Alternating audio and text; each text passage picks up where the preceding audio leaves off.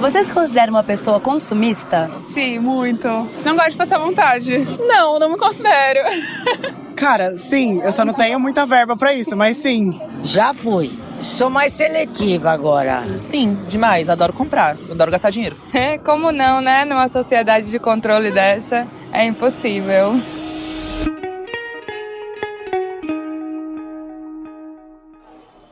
E aí, Clara, você se considera consumista? Bom, se ter um armário de um quarto de casal cheio de roupa só minha for ser consumista, então sim, eu sou. Só que assim, eu também sou muito preocupada com dinheiro. Então eu não fico comprando coisa toda hora. Eu prefiro comprar quando eu tô viajando, que eu já tô tendo um gasto a mais, aí eu faço a festa.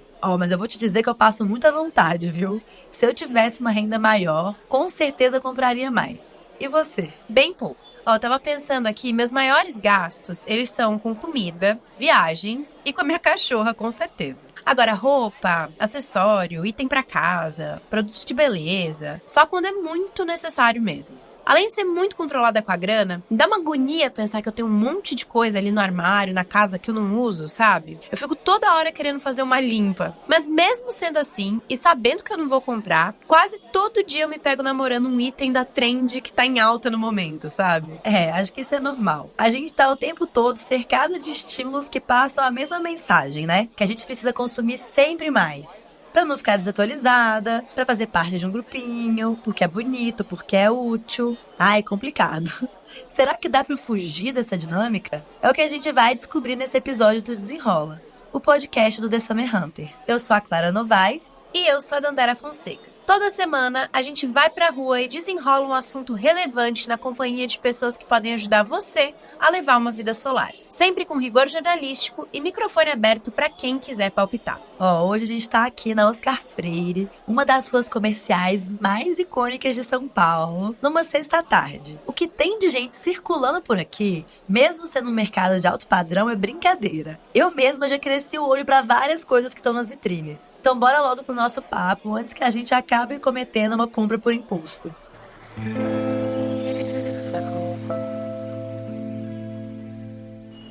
Estamos vivendo o que alguns pesquisadores chamam de a era do exagero, onde tudo parece nos dizer que precisamos consumir cada vez mais. De acordo com uma pesquisa recente do SPC Brasil, 71% dos consumidores já fizeram compras de forma não planejada e por impulso. 72% disse ainda que depois se arrependeu das aquisições. Um dos principais motivos é a percepção de que adquiriram produtos sem necessidade. Não é segredo para ninguém que o consumo é um dos pilares do capitalismo. À medida que as pessoas compram produtos e serviços, elas alimentam a economia e fazem as engrenagens que movem esse sistema continuar girando. Mas hoje em dia, o consumo representa muito mais. Em sua obra Vida para o Consumo, o sociólogo e filósofo polonês Zygmunt Bauman afirma que, na sociedade atual, o consumo determina as nossas relações sociais e a nossa identidade, o que o coloca no centro da nossa vida cotidiana. Em outras palavras, as pessoas buscam construir quem são e construir as suas narrativas através do que elas consomem. Isso, para Bauman, cria um ciclo no qual a satisfação é temporária, o que sempre impulsiona novos desejos. Inspiradas nessa reflexão de Bauman, a gente foi perguntar para as pessoas aqui na Oscar Freire o que leva elas a consumir. O que te motiva a comprar uma roupa, um sapato novo? Eu acho que quando eu tenho dinheiro e minhas contas estão pagas, eu tenho a necessidade de me presentear. Eu penso, caramba, paguei minhas contas, fiz minhas coisas, preciso comprar alguma coisa pra mim. E aí eu saio comprando, quando vai ver, já sabe, né? Melhorar a autoestima ou então a necessidade realmente como a primeira necessidade. Senão eu penso 10 vezes. Quando eu fico triste, eu compro alguma coisa pra ficar feliz. Tô falando sério, é um mecanismo de compensação, eu acho. Um carinho, né? É um carinho na alma, eu mereço, trabalho muito, acho que faz todo sentido. É porque eu quero, porque tá na moda. Normalmente é por isso. Dificilmente é por necessidade. Eu sou super influenciável. Eu tento sempre manter a base da necessidade, porque eu sei como a indústria da moda pode ser prejudicial. Só que tem muita coisa que também a gente compra, por exemplo, acessórios eu compro totalmente porque eu vejo na internet e conversa com o meu estilo. Você acha que a internet então interfere no seu consumo também? Bastante. Instagram, TikTok. A rede social não me influencia, não. Muito pelo contrário. Porque se tá na rede, Todo mundo tem. É o que vem de tendência, a gente acompanha o que tá em alta, então acaba influenciando sim. Quando você começa a pesquisar muito, igual, quero um tênis. Em todas as redes, Instagram, Facebook, aparece o tênis que você quer. Eu adoro consumir conteúdos de internet. Então, tipo assim, Lele Bournier, Malu Borges. Então, essas coisas assim que eu vejo, eu falo, gente, que lindo. Eu sempre vou procurar uma inspiração ou comprar.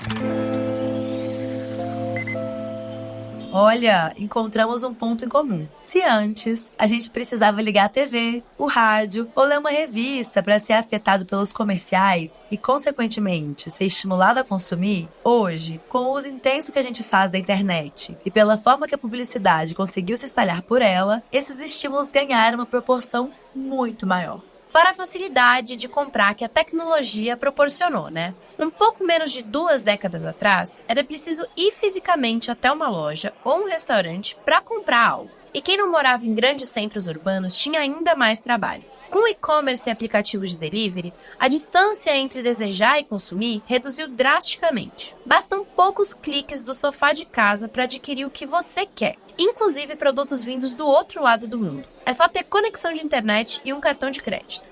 Segundo o relatório Digital 2024, 5 billion social media users, nós, brasileiros, passamos mais de 9 horas por dia em frente às telas. Durante esse período, somos bombardeados por inúmeros anúncios, grande parte deles personalizados para cada um de nós com base nos nossos dados e tendências de comportamento coletados pelos aplicativos. Quem nunca teve a impressão de que o celular estava lendo a sua mente? A timeline do Instagram, que antes era habitada por fotos dos amigos e paisagens bonitas, hoje é composta, em sua maioria, por posts patrocinados e sugestões. Dá até para duvidar se é a gente que escolhe o que compra ou se são os algoritmos. Mas não dá para falar de publicidade digital sem mencionar os influenciadores. Segundo o relatório de 2022 da plataforma Cupom Válido, com dados da Statista e da Hotsuite, 43% da população brasileira já comprou produtos e serviços por causa da recomendação de um influencer. Nós somos o país onde a opinião dessas pessoas tem o maior impacto sobre o poder de compra.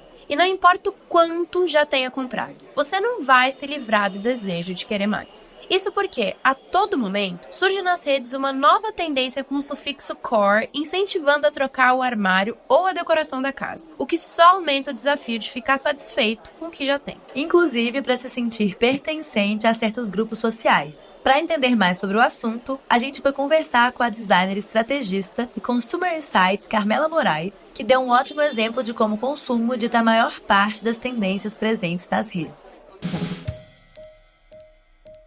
Que agora tá na moda, grupo de corrida e tal, não sei o que. Imagina, né, a corrida, sei lá, bota um tênis e sai correndo. Não, né, tem que ter o tênis e um tênis pra tantos quilômetros, outro tênis pra outro tipo de treino, e o look, e a calça da live, que tem não sei quantos bolsos que eu boto, a garrafinha. Então, assim, tudo vira uma grande loucura, assim, né. Acho que a gente também vai perdendo a simplicidade das coisas de, vamos botar só um tênis e correr. Não, né. O que essa corrida fala sobre mim, né? Como que eu também me provo quem eu sou via essa corrida, né? Então eu tenho que usar a marca certa, eu tenho que tomar o suplemento certo, eu tenho que estar no grupo de corrida certo, eu tenho que participar da corrida certa, que custa dinheiro e tudo mais, que a gente vai perdendo os limites, a gente já não sabe mais o que eu quero, qual é o meu gosto e o que eu tô fazendo porque tem que fazer e é assim que se faz, né? A Carmela concorda que todas as redes sociais estão imersas na cultura do excesso, mas, para ela, o TikTok é a que melhor exemplifica essa realidade. Isso porque, por lá, a gente costuma acompanhar a jornada de consumo dos outros. Seja através de reviews de maquiagem, unboxings e dos famosos Get Ready With Me, seja em vídeos apresentando restaurantes e destinos, gadgets imperdíveis e por aí vai. Tem até menina de 13 anos com penteadeira com mais de 50 itens de skincare. Resumindo,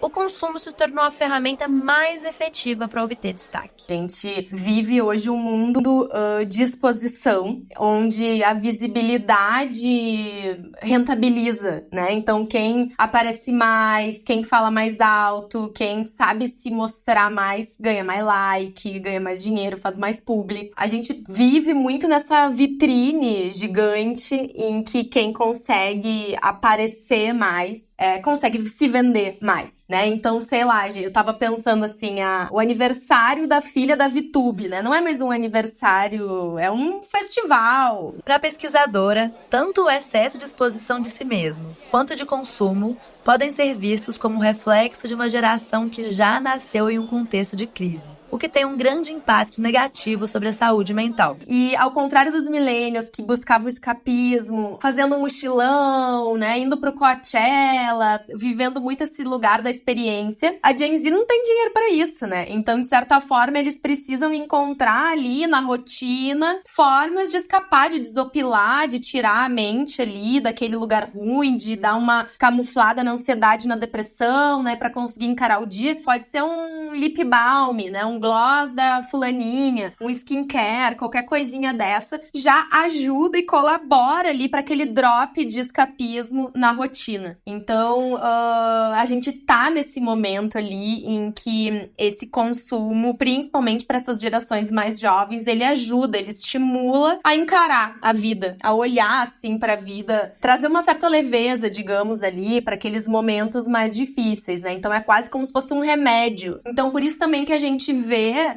menos culpa num consumo. Vale pontuar que o exagero não está presente apenas no consumo de bens materiais e na ostentação das redes. A cultura do over pode ser observada no excesso de informações que consumimos todos os dias, nas bilhões de toneladas de lixo produzidas por ano e por aí vai. O exagero também move a indústria do turismo. Os Emirados Árabes são o exemplo mais exagerado disso. O prédio mais alto do mundo, o hotel mais suntuoso do mundo, a piscina mais funda do mundo, o maior aquário do mundo. E as pessoas querem visitar simplesmente para postar nas redes e dar check. O curioso é que, nas mesmas redes sociais cheias de exagero, estão surgindo cada vez mais trends que, supostamente, promovem o consumo consciente. Uma delas é a dos desinfluencers. Nos vídeos com essa hashtag, as pessoas fazem análises sinceronas e compartilham os produtos com os quais não vale a pena gastar o seu dinheiro. Alguns realmente contam com uma crítica ao consumo excessivo, mas muitos deles consistem em sugerir alternativas melhores ou de baixo custo para os produtos apresentados. Ou seja, o consumo segue a todo vapor. Alguns desinfluencers também usam o hype para provar que não se vendem a qualquer marca e mantêm alta o seu prestígio com seguidores. Outro movimento surgiu nas redes mais recentemente, o Under Consumption Core, algo como tendência do subconsumo em inglês. Desafiando a lógica do exagero, seus adeptos celebram a vida útil dos produtos e o minimalismo. Suas duas principais regras são: se ainda funciona, não preciso substituir. Se ainda não acabou, não preciso de outro parecido. Maquiagens quase no final, uma única legging no armário, iPhones de botão. Nos vídeos, produtos antigos em bom estado ou desgastados após muito tempo de uso, assim como itens tecnologicamente defasados ou em quantidade reduzida, são apresentados de forma romantizada. As motivações por trás dessa tendência são muitas, mas entre elas podemos citar a consciência ambiental, a crise financeira, a ressaca das compras excessivas da pandemia e o desejo de ser feliz com o que se tem. É difícil dizer se esse movimento realmente vai diminuir o consumo, mas o fato é que chamar de subconsumo um hábito que antes era comum e que, para muita gente, ainda é, serve como um lembrete de que precisamos refletir sobre o excesso, além de ser uma forma de alertar as gerações que cresceram imersas nessa dinâmica. Também é preciso lembrar que, apesar da forma ser diferente, movimentos que promovem a sustentabilidade e o consumo consciente não são inéditos. Entre os mais conhecidos está o minimalismo, que ganhou força no final dos anos 2000 pregando o ter menos com mais qualidade, que foi parar, inclusive, nas revistas de decoração com status de elegância. Essa filosofia de vida já fez muita gente repensar suas escolhas. Um exemplo é a Bel Albornoz. Em 2013, quando morava em São Paulo, ela teve um diagnóstico de síndrome de burnout, o que a fez perceber que precisava se distanciar de certos hábitos. Mas foi em 2015, quando saiu do mundo corporativo para se dedicar ao cuidado dos filhos, que ela conheceu o minimalismo. No mesmo ano, ela já começou a colocar em prática alguns aprendizados desse movimento, como rever tudo o que tinha em casa. Em 2016, decidiu se mudar para uma tiny house, que significa casa pequena em inglês, sobre rodas, principalmente com o objetivo de ter mobilidade geográfica e visitar mais os parentes espalhados pelo Brasil. Não é de uma hora para outra que a pessoa resolve abrir os armários da casa e se desfazer dos excessos que ela tem, e aí semana que vem a vida vai ser diferente, vai ser leve e livre. Não é assim, né? É um processo da gente ir se questionando, da gente ir se perguntando sobre o que realmente faz sentido, sobre o que não faz, começar a perceber as coisas que realmente usa, que não usa. Então, eu sempre digo que o minimalismo, ele tem um começo, ele tem um meio, mas ele não necessariamente tem um fim, porque você pode continuar aderindo a esse estilo de vida pro resto da vida, e vai ser todo dia novas escolhas, todo dia você vai ter aquela consciência, né, do que cabe na tua vida, do que cabe na tua casa, do que não cabe mais, e refletindo sobre isso sempre.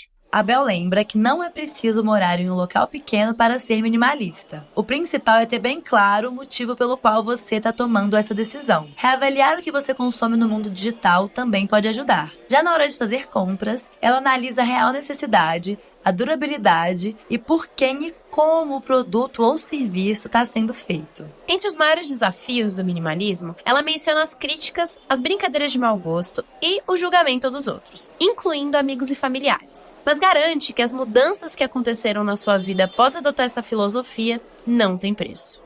Eu comecei a prestar mais atenção nas coisas que fazem sentido pra mim, e eu acho que é uma forma de autorrespeito também e de autocuidado, de passar a entender um pouco mais o que eu gosto, Isabel, independente do que os outros me falam ou das propagandas que eu vejo ou da mídia, é entender o que eu gosto de usar, né, como roupa, de acessórios, ou o que eu gosto de consumir de produtos, mesmo de alimentação, assim, no geral, ou itens para casa. Eu passei a ter mais tempo para curtir as coisas que eu tenho, porque quando você tem menos coisas para cuidar, para organizar, para limpar. Então você passa a dar mais valor para aquilo que você tem, você passa a ter mais cuidado com as coisas que você tem, você passa até a ter mais carinho e se identificar mais com aquilo. Eu criei uma consciência muito maior sobre o meu dinheiro, aonde que ele é colocado, aonde que ele é investido, como que ele é utilizado e o que eu deixo entrar na minha casa e na minha vida, no geral, assim, de qualquer produto que eu adquiro. No fim do nosso papo, a Bel ainda reforçou que, embora o minimalismo seja mais fácil de visualizar no aspecto físico, ele pode ser aplicado em várias áreas, como a digital, a financeira, a emocional e a social, entendendo que não precisamos comparecer a todos os eventos, por exemplo. Mas será que a galera tá disposta a viver uma vida mais minimalista? A gente foi investigar. Você viveria uma vida mais minimalista? Nunca. Nem jamais. Sem problema. Tô buscando por isso. Tô precisando, inclusive. Dar conta eu dou, mas eu não quero. A ideia é legal, mas eu não sei se eu conseguiria. Acho que não. Por Eu quê? gosto da minha vida do jeito que é. Eu acho que a gente tem que se permitir ter as coisas, entende? Porque a nossa vida é muito passageira, é muito curta. Então eu acho que a gente poder comprar, usufruir das coisas que a gente tem vontade, eu acho que é necessário. Acredito que sim. E se tivesse que pensar assim num desafio, qual que seria para chegar nesse ponto do minimalismo? Olha, vencer as tendências mesmo.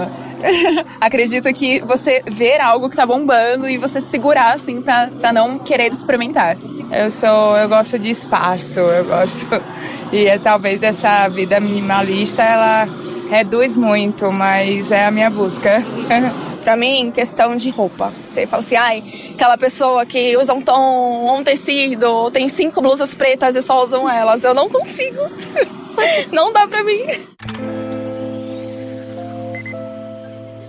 Enquanto algumas pessoas não parecem muito animadas com a ideia, outras duvidam da sua capacidade de viver com tão pouca coisa. Mas também dá para diminuir o consumo sem aderir ao minimalismo. E a Carmela acredita que um dos principais passos para fazer isso é se conhecer melhor. O consumo, ele também entra muito nesse lugar de experimentação, da sua personalidade e tudo mais. Então, eu acredito que quanto mais a gente se conhece, melhores escolhas a gente faz pra nossa vida, né? Eu acredito nisso, eu espero, né? Que essas gerações também, assim, se dê conta e comece a entender que não adianta a gente ter 1 milhão de batom e gloss e skincare, que não vai ser isso que vai nos deixar mais feliz, né? São outras coisas. Então, acho que é muito também uma jornada de autoconhecimento ali, né? Meio caindo muito num clichê, mas eu acho que é, assim, um pouco disso, assim. A gente se dá conta que a gente não precisa suprir todos esses vazios que a gente sente com produtos, né? E roupas, e sapatos, e restaurantes, e iFood e tudo mais. No nosso papo, a Carmela também mencionou um outro ponto importante: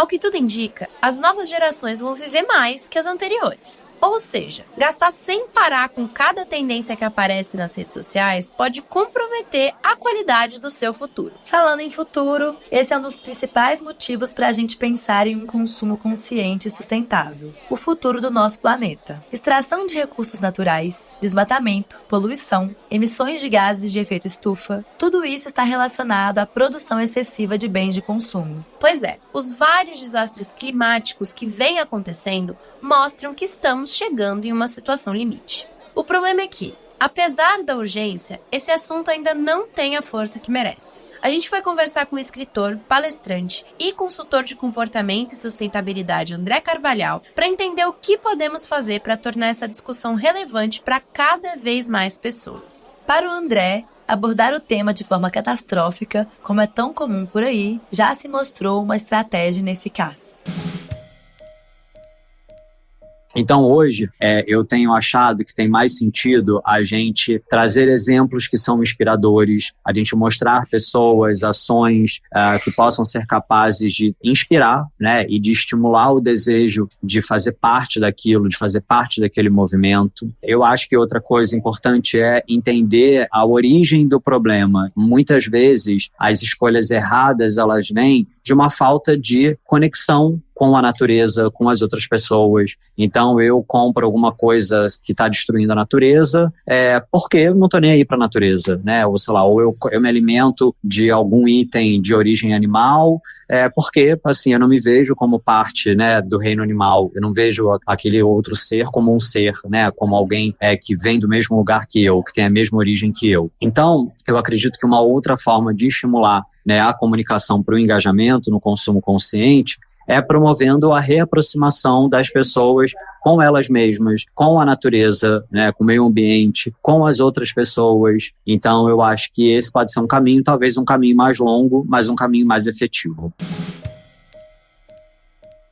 O André ainda destaca a importância de falar sobre comportamentos como comprar em brechós, trocar itens com os amigos e consertar aparelhos em vez de substituí-los tão rapidamente. Ele acredita que essas ações, que antes podiam ser vistas como demérito, agora mostram que a pessoa tem mais consciência em relação às questões ambientais. Boa! Mas na hora de falar sobre o assunto, a gente precisa levar em conta a realidade e as vivências de cada um. Muitas pessoas nunca puderam comprar o que desejavam. E aí, quando finalmente sobra um pouco de grana, querem realizar aqueles sonhos guardados há anos. Ou seja, é mais fácil refletir sobre consumo consciente entre quem sempre teve uma vida financeiramente confortável. Também não dá para responsabilizar só o consumidor. É preciso ter uma legislação mais rigorosa, tanto em relação à forma de produção de marcas e indústrias, quanto à publicidade e ao marketing feito pelas empresas. Arrasou, é isso mesmo. Que bom falar sobre esse assunto. Eu vou olhar agora de uma forma diferente para a próxima trend consumista que aparecer nas redes sociais. Eu também, Clara. E eu vou ficar mais esperta com o excesso de informações que eu consumo no dia a dia. Tô precisando. Este foi mais um episódio do Desenrola, o podcast do The Summer Hunter. Siga a gente na sua plataforma de áudio favorita para ficar por dentro das novidades. Conheça também os outros canais do The Summer Hunter. Os links estão todos na descrição. O Desenrola é apresentado por Clara Novaes e Dandara Fonseca, que também assinam o roteiro, com edição da Adriana Sete. As capas dos episódios são de Eduardo Gaiotto e a produção executiva é de Ricardo Moreno. A edição, mixagem e trilha sonora são da Tumpats. Até o próximo episódio!